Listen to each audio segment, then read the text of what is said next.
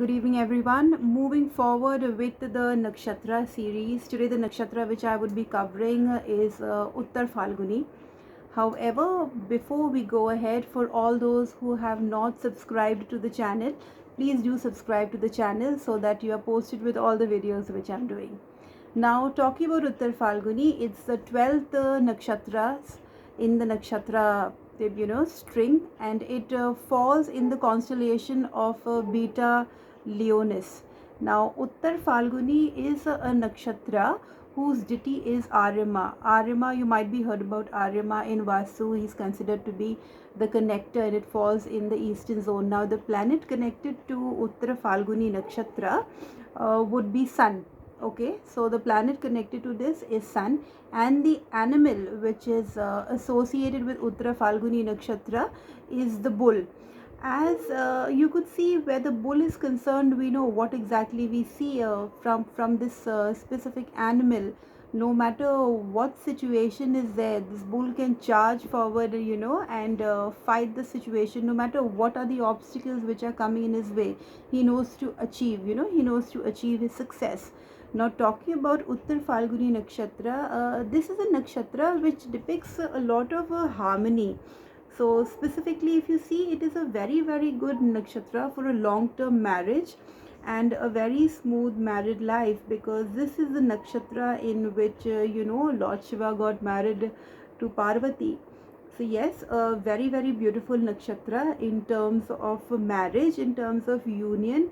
A very amazing willpower is seen in this nakshatra. People who have very prominent Uttara Phalguni, like I've always said, a planet is always prominent when it's either in its when it either has the moon somewhere in play, where either you have your sun, your moon, your ascendant lord, or else you yourself have your ascendant, your rising being in that specific nakshatra.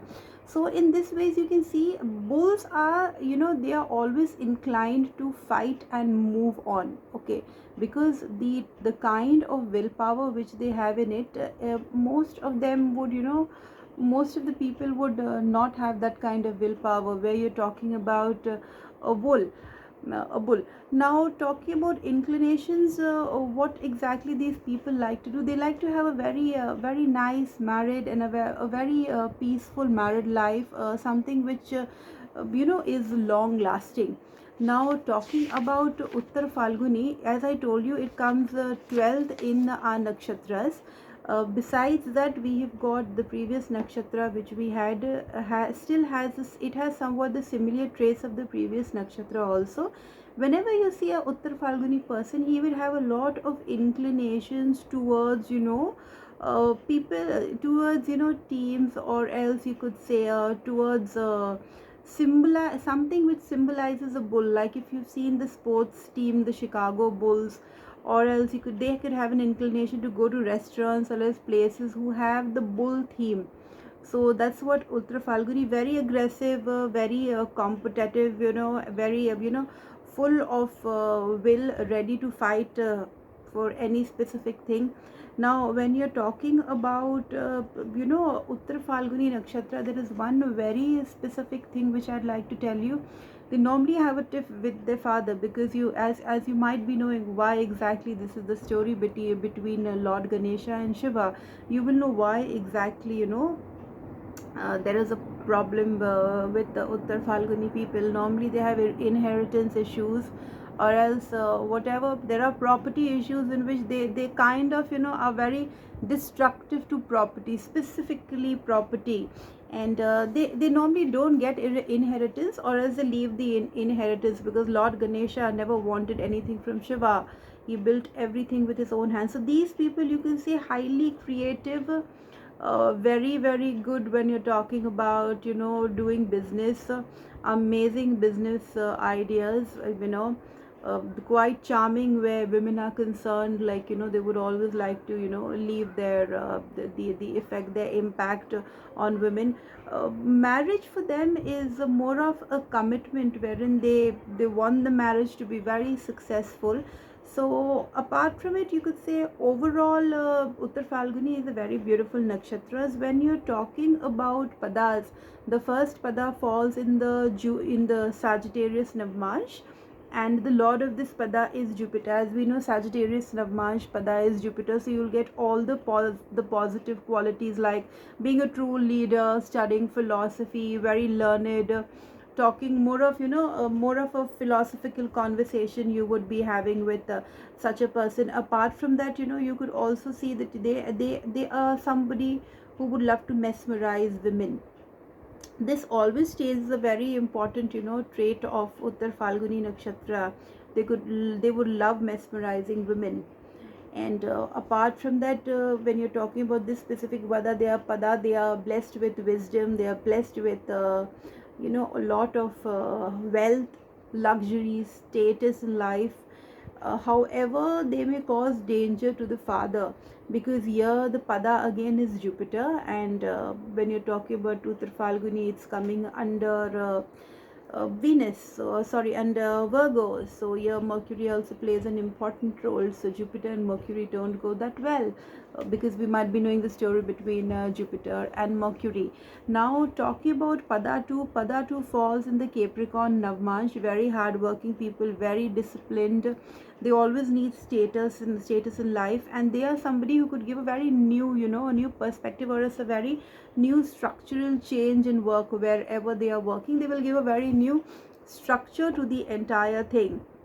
Now talking about they're very interested in self praising themselves. Whenever you see a pada to Uttara Phalguni person, a prominent person, you will see there would be no end of praises or as bragging about themselves. It's like it's all about me.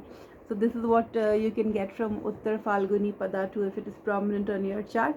Talking about pada 3, mostly what I see in this specific pada, again now it's falling in your Aquarius Navmansh. Saturn is playing an important role, but here what I see is the destruction of property majorly plays a role when you have your pada 3 prominent.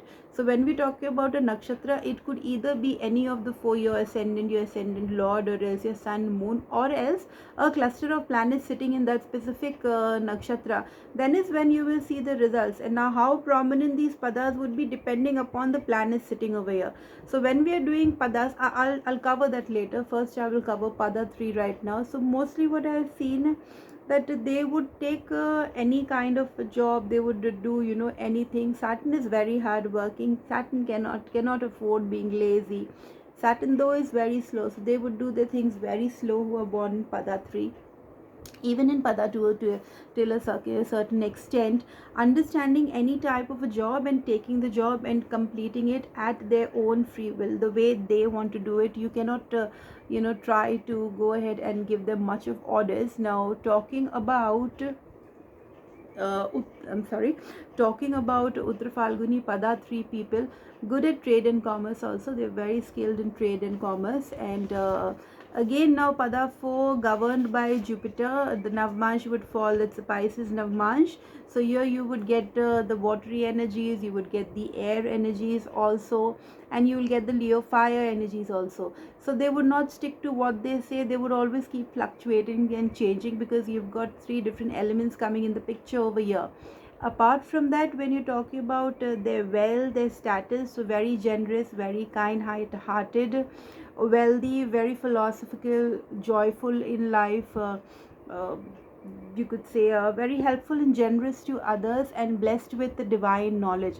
Now one very important thing about Uttara Phalguni Nakshatra is they always have a very very very big heart, to help others.